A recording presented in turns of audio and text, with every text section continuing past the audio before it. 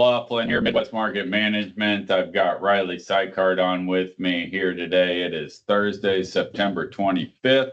We got U.S. weather here in front of us from a national yield perspective. Riley, harvest underway. Any threats to the crop out there, or any perceived concerns that we need to be worried about as we move into the weekend and into next week? It's not looking like there's going to be any big threats right now. Going to be flicking the calendar over to October here, and I think we're going to be getting through up to the first 10 days of October with not really any issues so far. So I'll just go ahead and get the maps up there and start showing you why. Temperature wise, highs are high enough that crop dry down's continuing at a pretty solid rate. On the flip side, it's not cold enough to the north to have any frost issues. So not really any concerns on the temperature side in the 1 to 5 or the 6 to 10. Way out west, they're cool, but where crops are being grown, not any real threat. So looking at the last 2 weeks of rain, only changes from Tuesday are the southeastern belt, southern Ohio, Indiana, Illinois. That cell came through beginning of this week.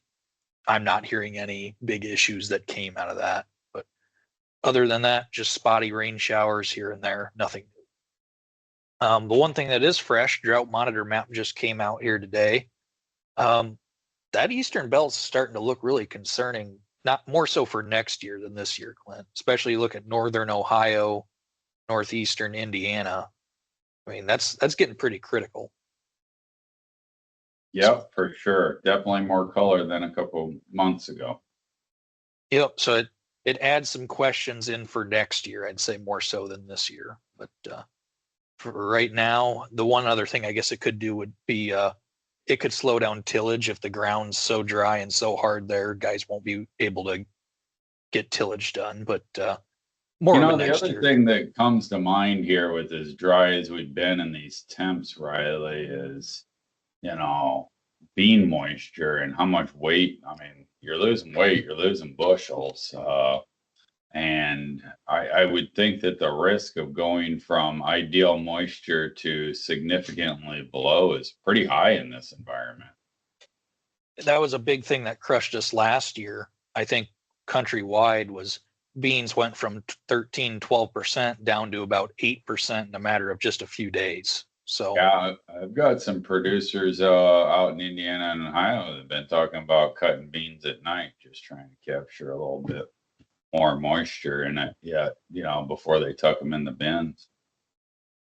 Yeah, so I think that good point, Clint. I think there's definitely a reality there that last year a lot of people attributed the January yield drop-offs to the moisture concerns and lack of yield due to moisture, and there is a chance, especially in that eastern belt, that we could see that again. Yeah, and it's not just, it's the weight, and then it's the shatter at the head as well. When they get that dry, they tend to bounce out of the head and end up on the ground, and then the geese get them, and the deer get them, and everybody else gets them, but not the producer. Yeah, beans are really starting to get dry when guys are running combines and pods are shattering, and you can see beans hitting against the front window. That's not good. When that starts happening, it's time to get them out. Yeah. So, okay. Well, something worth noting. So good point bringing that up, Clint. But moving forward here in the short term, 1 to 5 day, wide open. There's going to be a lot of harvest progress made over the next 5 days. That's about all I can say for that. 6 to 10 day, they have added this in. This is more towards the 10 day, towards the latter. A cell coming through Minnesota, Iowa, and catching into Missouri. We'll have to see if that's made more clear next week. I'm going to call it too early to say that's for sure going to be coming. Once you get past that 5 to 7 day outlook, it's pretty hard to trust it. So moving in the 1 to 13 day, not really anything extra there. So on the weather front right now, Clint, it sounds like harvest is going to be wide open. The question is, can we stay warm enough that stuff dries down, but not warm enough that it's obsessive dry down like we saw last year? All righty. Well, Riley, I appreciate you putting the maps together. Everybody else stay tuned. We'll be back on here shortly with South America weather, really getting into some, more of the growing season, and that's going to become more and more critical here as the U.S.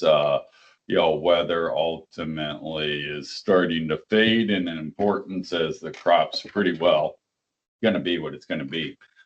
So looking forward to South America weather. Hope you tune in. Clint McLaughlin, Riley Sykard, Midwest Market Management. You can check us out at midwestmarketmanagement.com. Thanks a lot. This material has been prepared by a sales or trading employee or agent of Midwest Market Management and is in the nature of a solicitation. This material is not a research report prepared by of Midwest Market Management Research Department.